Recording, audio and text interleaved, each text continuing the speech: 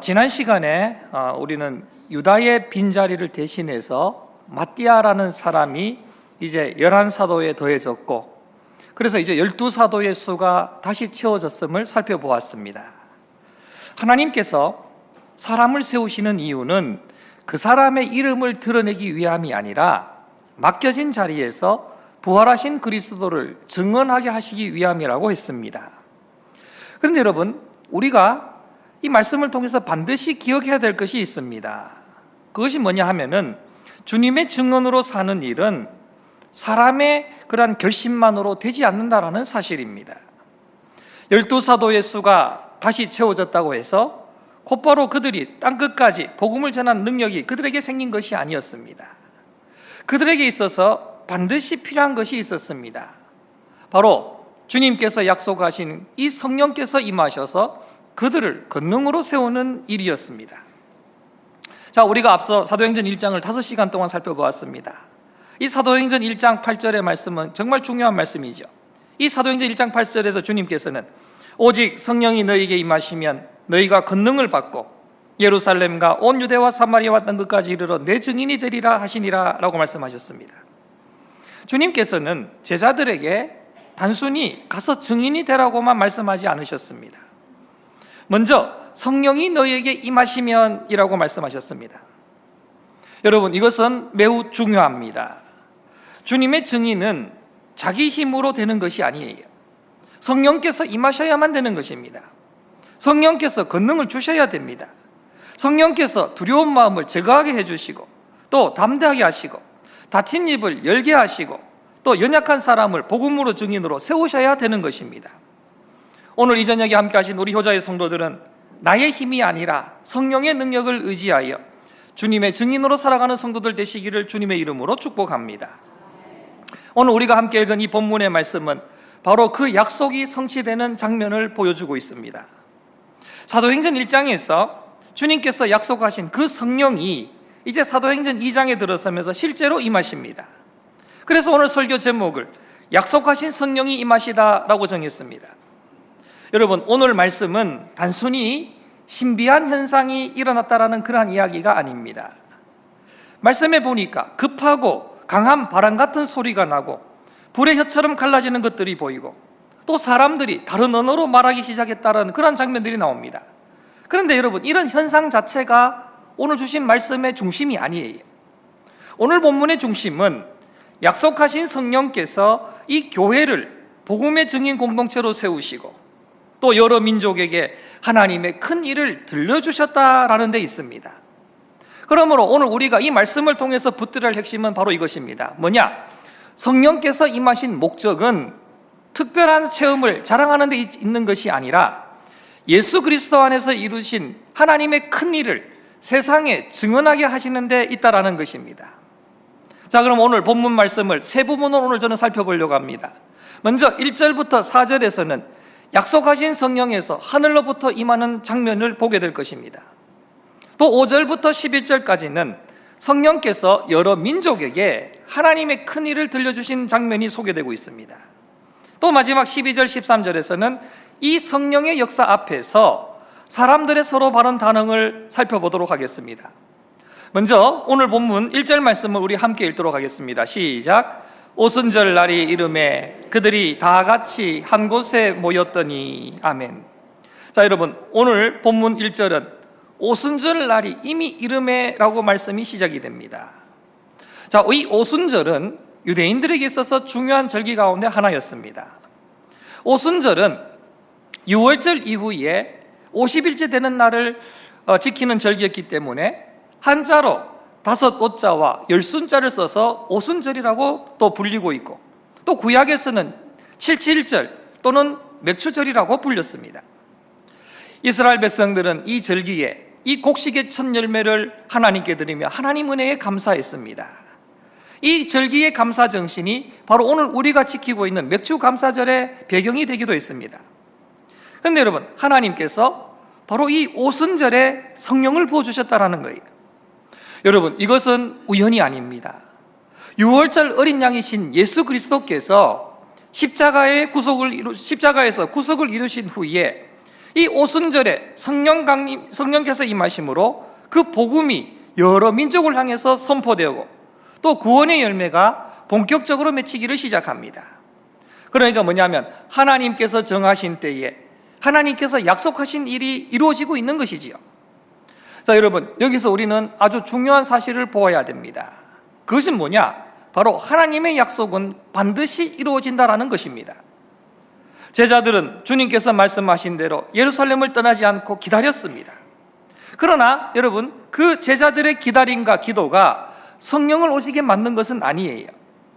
성령께서 임하시는 근거는 뭐냐? 제자들의 열심이 아니라 주님의 약속과 하나님의 신실하심이었습니다. 여러분, 믿음은 하나님의 말씀과 약속을 신뢰하는 것입니다. 내 상황이 가능해 보여서 믿는 것이 아니에요. 내 능력이 충분해 보여서 순종하는 것도 아닙니다.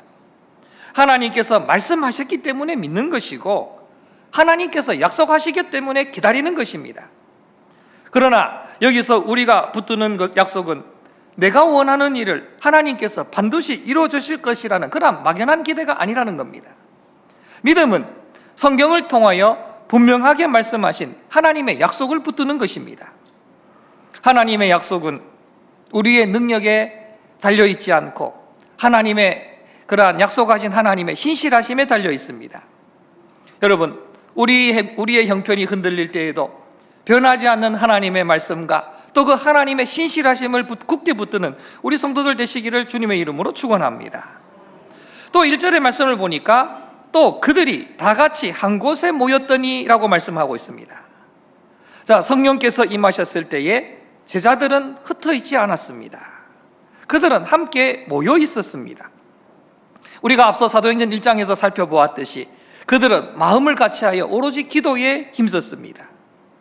그들은 주님의 약속을 붙들고 말씀에 순종하여 함께 모여 기도하며 기다렸습니다. 여러분, 이것이 중요합니다. 성령은 우리가 조종할 수 있는 어떤 힘이나 그런 종교적인 에너지가 아니라는 겁니다. 성령은 인격적인 하나님이십니다. 제자들이 자신들의 열심으로 성령을 만들어내거나 끌어낸 것이 아닙니다. 주님의 명령에 순종하여 그 약속을 기다렸고 또 하나님께서 정하신 때에 약속하신 성령께서 임하신 것입니다. 오늘의 교회도 이 성령의 역사를요, 인간의 방법으로 만들어내려고 해서는 안 됩니다. 그러니까 사람들의 감정을 막 고조시키거나 아니면 어떤 분위기를 조성한다고 해서 성령의 역사가 일어나는 것이 아닙니다. 교회는 말씀에 순종하고 기도하며 이미 교회 가운데 거하신 그 성령 충만함의 다스림을 구해야 되는 것입니다. 특별히 우리 효자교회는 사람의 방법과 분위기를 의지하기보다는 말씀과 기도를 붙잡고 성령의 다스림을 구하는 교회가 되도록 여러분 모두가 함께 힘써 주시기를 주님의 이름으로 부탁을 드립니다. 오늘 2절 말씀에 호련히 하늘로부터 급하고 강한 바람 같은 소리가 있어 그들이 앉은 온 집에 가득하며 라고 말씀하고 있습니다. 자, 여러분, 성령께서 임하셨을 때에 첫 번째로 나타난 현상은 뭐냐? 급하고 강한 바람 같은 소리였습니다. 오늘 2절 말씀에서 아주 중요한 표현인데 그 중요한 표현이 뭐냐면 바로 하늘로부터라는 표현입니다. 왜 이 하늘로부터라는 표현이 중요하냐 하면은 성령 강림이 사람에게서 시작된 일이 아니라 하나님께로부터 임한 일이라는 것을 보여주기 때문에 중요한 것입니다. 성령 강림의 사건은 사람들의 감정이 막 고조되어서 만드는 일이 아닙니다. 하나님께서 약속하신 것을 하나님께서 이루신 것입니다. 또 하나 2절 말씀에서 중요한 표현이 있는데 그건 뭐냐? 바람 같은 소리라는 표현입니다. 성경은 바람이 불었다라고 말씀하지 않고 급하고 강한 바람 같은 소리가 있었다라고 말씀을 합니다. 그리고 그 소리가 뭐냐? 하늘로부터 와서 그들이 앉아있는 온 집에 가득했다라고 성경은 말씀을 합니다. 그러므로 이 장면은 성령 강림이 사람의 감정이나 아니면 주변의 그런 분위기에서 만들어진 일이 아니라 바로 하늘로부터 시작된 하나님의 주권적인 역사였음을 보여주는 것입니다. 3절에서는 마치 불의 혀와 같이 갈라지는 것들이 그들에게 보여 각 사람 위에 하나씩 임하여 있더니 라고 말씀합니다. 자, 성령 강림이 임하실 때의 두 번째 현상은 뭐냐? 불의 혀처럼 갈라지는 것들이었습니다. 자, 이 3절 말씀에서도 중요한 표현이 있는데 바로 불의 혀처럼이라는 표현입니다. 성경은 성령이 불이라고 말하지 않았습니다. 불이라고 하지 않았어요. 성령께서 임하실 때에 불의 혀처럼 보이는 현상이 나타난 것입니다. 성령이 불이라고 하지 않았어요. 이어지는 4절에서는 그들이 다 성령 충만함을 받고 성령이 말하게 하심을 따라 다른 언어들로 말하기를 시작하니라 라고 말씀하고 있습니다. 그러니까 여러분 잘 보십시오. 불의 혀처럼 보이는 것들이 임한 후에 제자들의 입이 열렸고 또 그들은 성령께서 말하심을 따라서 다른 언어로서 하나님의 큰 일을 말하기 시작했다라는 것입니다. 자, 여러분 3절을 다시 보시면은 마치 불의 혀처럼 갈라지는 것들이 각 사람 위에 하나씩 임하여 있더니라고 했습니다.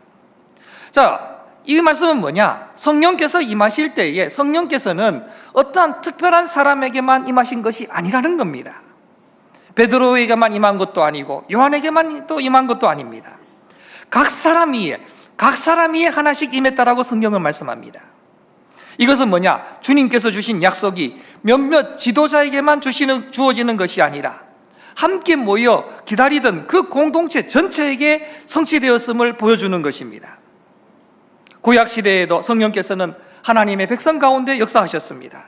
특히 사사와 왕과 선지자들을 세우시면서 그들이 하나님의 사명을 감당하도록 성령께서 능력을 주셨습니다. 또 구약의 선지자들도 장차 하나님의 영이 하나님의 백성 전체에게 풍성히 부어질 날을 약속했습니다.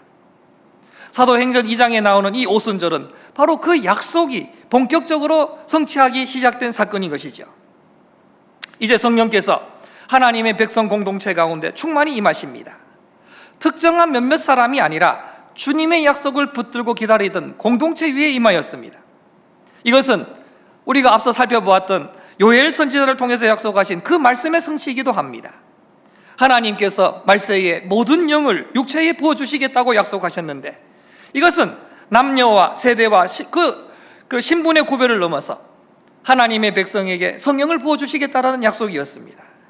이제 그 약속이 이제 이루어지기 시작했습니다. 사랑하는 성도 여러분, 우리는 성령의 충만함을 사모하며 살아갑니다. 그러나 이 성령의 은혜는 기억하십시오. 몇몇 특별한 사람에게만 위한 것이 아니라는 거예요. 목회자만 성령 충만해야 되는 것이 아니고 직분자만 성령의 다스림을 받아야 되는 것도 아닙니다. 예수 그리스도를 믿는 모든 성도에게 성령께서 거하시며 또 모든 성도는 이 성령의 충만한 다스림을 받아야 되는 것입니다. 그래서 우리는 다른 사람의 변화를 기다리기보다는 내가 먼저 성령의 충만함의 다스림을 받기를 간절히 구하는 사람들이 되어야 되는 것입니다. 여러분 모두가 신앙생활 하시면서 성령 충만함의 그런 간절함을 사모하며 살아가시기를 바랍니다. 자, 4절 말씀 함께 읽도록 하겠습니다. 시작. 그들이 다 성령의 충만함을 받고 성령이 말하게 하심을 따라 다른 언어들로 말하기를 시작하니라. 아멘. 자, 드디어 오늘 본문의 그러한 중심 사건이 이제 나왔습니다. 자, 여러분 여기서 우리는요 이 성령 충만함이 무엇을 위한 것인지 우리는 생각을 해보아야 됩니다. 성령 충만은 단순하게 신비한 체험만을 위한 것이 아닙니다. 또 자신을 특별한 사람으로 드러내기 위한 것도 아닙니다. 오늘 본문에서 말씀하시는 성령 충만의 직접적인 결과는 하나님의 큰 일을 말하게 된 것입니다. 이따 또 다시 한번 보겠지만 11절 말씀을 미리 보시면은 우리가 다 우리의 각 언어로 하나님의 큰 일의 말함을 듣는도다라고 했습니다. 그러니까 성령께서 제자들의 입을 여셔서 하나님의 큰 일을 말하게 하신 것입니다. 이것이 오늘 본문이 말하는 성령 충만함인 것입니다. 성도 여러분, 바로 성령 충만함은 하나님의 큰 일을 말하는 것입니다. 성령께서 제자들에게 임하시자 그들의 닫혀있던 입이 열렸습니다. 두려움 때문에 숨어있던 제자들이 담대하게 복음을 말하기 시작했습니다. 오늘 본문 4절은 성령이 말하게 하심을 따라라고 말씀하고 있습니다. 그러니까 오늘 본문에 나오고 있는 사람들이 자기 마음대로 말한 것이 아니라는 겁니다. 성령께서 말하게 하셨다라는 거예요. 성령께서 입을 열게 하셨고 하나님의 큰 일을 말하게 하셨습니다. 여러분, 우리는 증인의 사명을 감당해야 된다고 배웠는데 그러면 주님의 증인은 바로 자기 말을 말하는 사람들이 아니라는 겁니다. 주님의 증인은 성령께서 기록하신 그 말씀에 붙들려서 하나님께서 예수 그리스도 안에서 행하신 그 일들을 말하는 사람이 바로 주님의 증인들입니다. 그러므로 오늘 말씀에 성령이 말하게 하심을 따라라라는 것은 자신의 생각이나 느낌을 무조건 하나님의 음성이라고 주장하는 것이 아니라는 겁니다. 여러분 이거 잘 기억하셔야 됩니다. 성령께서는요 언제나 예수 그리스도를 높이셨고 하나님의 말씀에 일치하는 증언을 하게 하셨습니다. 내 생각과 내 감정을 말하게 하지 않으셨습니다. 그래서 성령께서 세우시는 증인은 자기 경험을 자랑하는 사람이 아니라 하나님께서 행하신 일을, 큰 일을 증언하는 사람이 바로 성령께서 세우시는 증인입니다. 우리 효자의 성도들은 자신을 드러내기보다는 예수 그리스도를 높이고 우리의 자당보다 하나님의 큰 일을 말하는 성도들이 되시기를 주님의 이름으로 축복합니다.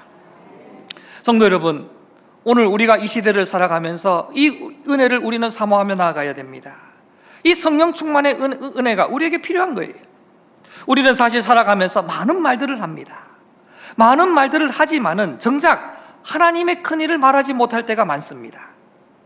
세상 이야기는 참 잘해요. 하지만 정작 복음 이야기는 잘하지를 못합니다. 어려워합니다. 사람 이야기는 많이 하지만은 주님 이야기는 어떻게 보면 참 적어요. 불평은 쉽게 말하지만은 감사는 참 어렵습니다. 세상 바라보면 걱정들은 많이 하지만은 믿음의 고백은 점점 약해지고 있습니다. 그래서 우리는 바로 성령 충만함을 사모하며 나아가야 되는 것입니다. 성령께서 바로 우리의 입술을 붙들어 주셔야 되는 것입니다. 성령께서 우리로 하여금 하나님의 큰 일을 말하게 하셔야 되는 것입니다. 원망과 불평보다는 감사와 믿음을 말하고 또 세상 이야기보다는 복음과 주님의 은혜를 말하는 입술이 되어야 되는 것입니다. 오늘 1절부터 4절까지는 성령께서 어디로부터 누구에게 어떻게 임하였는지를 보여주셨습니다. 이제 5절부터 11절은 그러면 성령께서 왜 그들에게 말하게 하셨는지를 보여주고 있습니다. 여러분, 성령 강림의 목적은 눈에 보이는 현상이 아니라 하나님의 큰일을 모든 민족에게 들려주는 데 있었습니다. 이제 오늘 본문 말씀 5절부터 8절까지 말씀 좀 길지만은 함께 읽도록 하겠습니다. 5절부터 8절까지입니다. 시작. 그때에 경건한 유대인들이 천하 각국으로부터 와서 예루살렘에 머물러 있더니 이 소리가 나매 큰 무리가 모여 각각 자기의 방언으로 제자들이 말하는 것을 듣고 소동하여 다 놀라 신기하게 여겨 이르되 보라, 이 말하는 사람들이 다 갈릴리 사람이 아니냐? 우리 각 사람이 난 곳 방언으로 듣게 되는 것이 어찌 됨이냐? 아멘. 오순절은 유대인들의 절기였기 때문에 천하 각국에서 경건한 유대인들이 예루살렘에 모여 있었습니다. 하나님께서는 바로 그때에 성령을 부어주셨습니다. 여러분, 이것도요 굉장히 하나님의 놀라운 섭리입니다. 복음이 여러 민족과 언어 가운데 퍼져갈 수 있을 때에 하나님께서 바로 성령을 부어주신 것입니다. 오늘 말씀해 보니까 이 많은 사람들이 소리를 듣고 모였다고 했습니다. 그리고 각각 자기들이 태어난 곳의 언어로 제자들이 말하는 것을 듣게 되었습니다.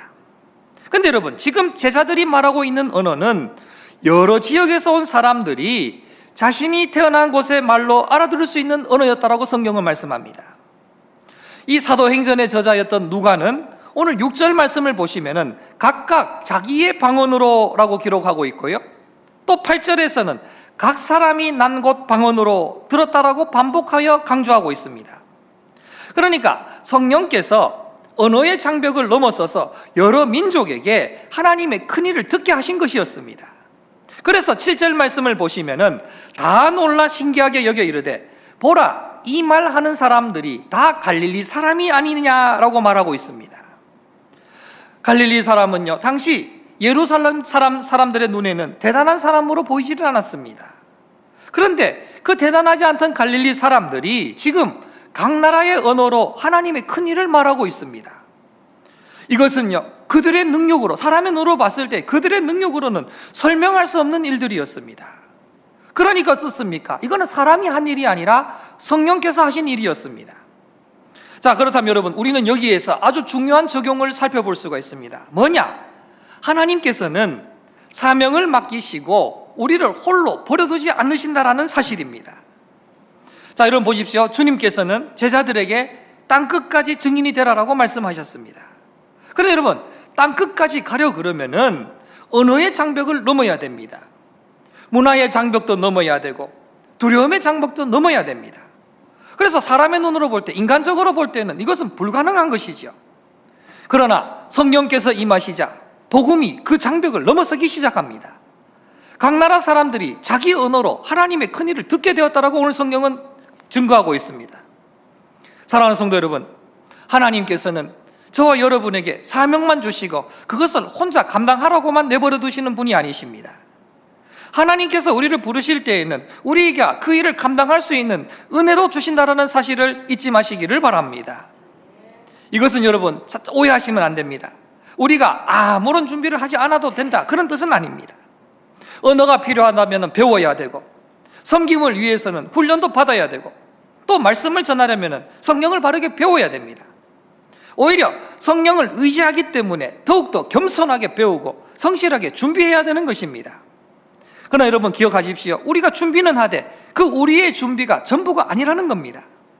사람의 준비가 복음의 능력을 만들어내는 것이 아니라 성령께서 바로 우리의 수고와 또 준비를 사용하셔서 복음의 열매를 맺게 하시는 것입니다. 아무리 우리가 준비를 많이 해도 그 성령을 의지하지 않으면 참된 복음의 증인으로 우리는 설 수가 없습니다. 반대로 우리가 부족하더라도 성령을 의지하며 순종하게 되면 하나님께서는 바로 우리의 그 연약함을 통해서도 일하신다라는 사실입니다. 그래서 우리 성도들은 나 자신의 부족함 때문에 물러서지 마시고 성령을 의지하여 하나님께서 여러분에게 맡겨주신 그 사명의 자리에서 순종으로 굳게 서시기를 주님의 이름으로 축원합니다. 자, 이제 9절부터 11절 말씀을 또 함께 읽도록 하겠습니다. 9절부터 11절까지 말씀입니다. 시작. 우리는 바데인가 메데인가 엘람인가 또 메소포타미아 유대와 갑바도기와 본도와 아시아 부르기아와 밤빌리아 애국가 및 구레네에 가까운 리비아 여러 지방에 사는 사람들과 로마로부터 온 나그네 곧 유대인과 유대교에 들어온 사람들과 그레데인과 아라비아인들이라. 우리가 다 우리의 각 언어로 하나님의 큰 일을 말함을 듣는도다 하고 아멘. 자, 여러분, 제가 이번 시간에 계속해서 반복해서 말씀드렸습니다. 조금 전까지 사람들이 무엇을 들었다고 했지요? 뭘 들었다고 했죠? 하나님의 큰 일을 들었다고 했지 않습니까? 이것이 오늘 본문의 핵심이에요. 사람들은 하나님의 큰 일을 들었습니다. 성령께서 임하신 결과 사람들은 하나님의 큰 일을 듣게 되었습니다. 그래서 이 성령 강림은 사람을 놀라게 하는 그러한 현상으로 끝나는 것이 아니라 하나님의 구원의 사건이 선포되는 사건이었습니다. 자, 그렇다면 여러분, 하나님의 큰 일이란 과연 무엇일까요? 오늘 11절 말씀을 보니까 이 제자들이 말한 내용을 구체적으로 모두 기록하지 않았어요. 그저 그냥 하나님의 큰 일이라고 11절은 기록하고 있습니다. 그런데요, 이제 다음 시간에 살펴볼 베드로의 설교를 미리 조금 보면은 그 중심에는 뭐가 있냐면은 하나님께서 예수 그리스도의 죽음과 또 부활과 높아지심을 통해서 이루신 그 구원의 역사가 베드로의 설교 안에 놓여 있습니다. 그러니까 예수 그리스도를 죽은 자 가운데서 살리시고 죄와 허물과 죽은 자에게 새 생명을 주시는 은혜인 것이죠. 자, 성령께서 임하시자 제자들은 바로 이 하나님의 큰 일을 말하기 시작했던 것입니다. 여러분, 이것이 뭐냐? 이것이 바로 교회의 중요한 정체성이라는 거예요. 여러분, 교회라는 곳은 자기 이야기를 크게 하는 공동체가 아닙니다. 교회는 하나님께서 예수 그리스도 안에서 행하신 큰 일을 말하는 공동체가 바로 교회입니다. 그래서 교회가 세상에 알려야 될 가장 중요한 소식은 교회의 규모나 프로그램이나 업적이 아니에요. 정말 교회가 세상에 알려야 할 가장 중요한 소식은 예수 그리스도께서 죄인을 위하여 죽으시고 부활하셨으며 또 그를 믿는 자에게 제사함과 새 생명을 주신다는 복음이라는 것입니다. 할렐루야. 교회가 이거를 전해야 된다는 거예요. 그리고 우리가 한 가지 더 보아야 될 것이 있습니다. 성령께서 임하시자 이 복음이 언어의 장벽을 넘어갑니다. 각 사람이 자기의 언어로 지금 하나님의 큰 일을 들었다고 했습니다. 이것은 창세기에서 나타나고 있는 바벨탑 사건과는 아주 대조되는 사건입니다. 바벨탑에서 사람들은 어떻습니까? 그저 자기 이름을 드러내고 하나님 앞에서 높아지려고 했던 그 사건이 바로 바벨탑 사건이었습니다. 그 결과 어떻게 되었습니까? 언어가 혼잡해지고 사람들은 흩어져 버렸습니다. 그런데 이 오늘 오순절에서는 성령께서 임하시자 여러 언어 가운데서 하나님의 일이 선포되었습니다. 오순절은 이 언어의 다양성을 없애버린 사건이 아닙니다. 성령께서는 모든 사람에게 하나의 언어만을 말하게 하신 것이 아니라 각 사람이 자기의 언어로 복음을 듣도록 하셨던 것입니다. 이것이 바로 성령의 역사입니다. 성령은 바로 이 복음을 한 민족, 한 언어, 한 지역에만 머물게 하지 않으셨습니다. 성령은 이 복음을 모든 민족에게로 향하게 하셨습니다. 그래서 사도행전은 예루살렘에 시작해서 온 유대와 사마리아와 땅끝까지로 나아가는 그런 내용들을 담고 있는 것입니다. 오늘 본문의 이 오순절 강림 사건이 바로 그 시작인 것입니다. 오순절의 교회는 성령의 능력으로 세상 앞에 복음의 증인의 공동체로 나타났고, 복음은 땅끝을 향해 나아가기 시작했던 것입니다. 사랑하는 성도 여러분, 성령 충만이라는 것은 나 혼자 은혜 받고 끝나는 것이 아닙니다. 성령 충만은 바로 우리를 다른 사람에게 보내게 하는 그 능력입니다. 성령께서 우리를 가정과 일터와 이웃에게로 보내십니다. 특별히 상처 입은 사람과 복음을 알지 못한 영혼들에게도 보내십니다. 성령으로 충만해지려면 우리는 하나님의 큰 일을 말하는 사람으로 세워지게 되는 것입니다. 그러므로 우리는 성령 충만을 구하면서도 사람을 피하고 섬김을 외면하고 복음을 만약에 우리가 부끄러워한다 그러면 우리는 성령 충만을 삼아는 우리의 기도를 다시금 되돌아봐야 되는 것입니다. 성령께서는 우리를 세상과 단절시키시려고 하는 것이 아니라 우리가 복음을 품고 세상 속으로 들어가게 하셨던 것입니다. 가정에서는 사랑과 인내로, 또 일터에서는 정직과 책임으로, 또 이웃에게는 섬김과 복음의 말로 예수 그리스도를 드러내게 하십니다. 여러분 모두가 성령님의 보내심을 따라서 가정과 일터와 이웃 가운데서 예수 그리스도를 드러내는 삶으로 살아가시기를 주님의 이름으로 축원합니다. 이제 이 성령의 역사 앞에서 나타난 사람들의 반응을 한번 살펴보도록 하겠습니다. 자, 성령께서 임하시고 여러 사람이 하나님의 큰 일을 지금까지 들었습니다. 그런데 이 하나님의 이 큰 일을 들은 사람들이, 모든 사람들이 다 같은 반응을 보인 것이 아니었습니다. 자, 마지막 12절 13절 말씀 함께 보도록 하겠습니다. 시작. 다 놀라며 당황하여 서로 이르되 이 어찌 된 일이냐 하며, 또 어떤 이들은 조롱하여 이르되 그들이 세술에 취하였다 하더라. 아멘. 자, 여러분, 성령께서 임하시고 사람들이 하나님의 큰 일을 듣게 되었을 때에 오늘 말씀해 보니까 어떤 사람들은 놀라면서 이 어찌 된 일이냐라고 물었습니다. 또 다른 사람은 그들이 세술에 취했다라고 하면서 조롱했다라고 말씀합니다. 여러분, 성령의 역사가 나타날 때에 모든 사람들이 믿음으로 반응한 것이 아니었다라는 것을 여러분 잘 보십시오. 오늘 말씀해 보니까 성령이 임하셨는데 어떤 사람은 놀라면서 그것이 어떤 의미인지를 물었고, 또 어떤 사람들은 조롱했다라고 성경은 말씀합니다. 자, 여러분, 이 사건에서 아주 중요한 사실이 있습니다. 여러분, 사람들은요 지금 성령 강림을 통해서 아주 놀라운 사건을 지금 경험하고 있습니다. 또 그들의 눈으로 보았습니다. 그런데 그 의미는 스스로 알지 못했다라는 거예요. 어떤 사람은 질문했고, 어떤 사람은 그것을 잘못 해석해서 술에 취했다고 조롱을 했습니다. 자, 여러분, 말씀을 잘 보십시오. 놀라운 사건을 경험한 것으로만으로는 믿음에 이룰 수 없다는 것을 오늘 성경은 우리에게 말씀해 주는 거예요. 놀라운 사건은 우리가 해석하는 것이 아니라 하나님의 말씀이 그 사건의 의미를 해석해 주어야 된다는 것입니다. 그래서 이제 다음 주부터 살펴볼 14절 말씀부터 보면은 베드로가 성경을 들어서 이 성령 강림의 의미와 예수 그리스도의 복음을 설명하는 것을 우리가 보게 될 것입니다. 그러니까 다음 주에 오실 때에는 꼭 주보 확인하셔가지고 다음 주 본문을 꼭 읽고 오시기를 바랍니다. 꼭 읽고 오셔야 됩니다. 알겠죠? 예, 읽고 오실 줄로 믿겠습니다.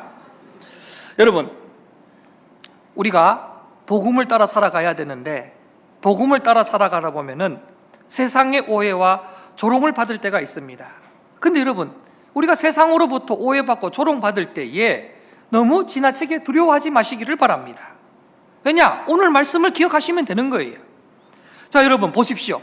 오순절에 그 놀라운 성령 강림의 사건이 있었음에도 불구하고 그 순간에도 사람들의 조롱이 있었습니다.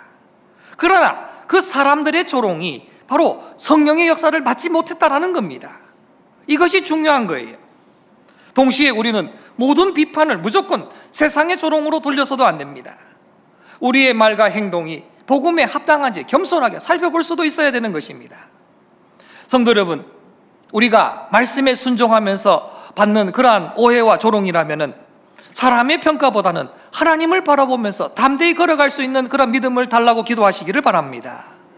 여러분이 오늘 이 말씀을 통해서 반드시 기억해야 될 사실은 이 사람들의 오해와 조롱이 복음의 역사를 막지를 못했다라는 것입니다. 오히려 이 사건 이후에 베드로가 일어나서 복음을 선포하고 그 말씀을 받은 약 3,000명의 사람들이 세례를 받고 교회가 더해지는 역사가 일어나게 되었습니다. 성령의 역사는 여러분 조롱보다 강한 것입니다. 하나님의 말씀은 사람의 오해보다 더 강한 것입니다. 복음의 능력은 세상의 비웃음보다 더 강한 것입니다. 자, 오늘 말씀을 이제 세 가지로 정리하면서 마무리하도록 하겠습니다. 첫 번째는 뭐냐? 약속하신 성령께서 하늘로부터 임하셨다라는 사실입니다. 그러니까 이 성령 강림의 사건은 사람이 만들어낸 감정이 아니라 또 종교적인 분위기가 아니라는 것입니다.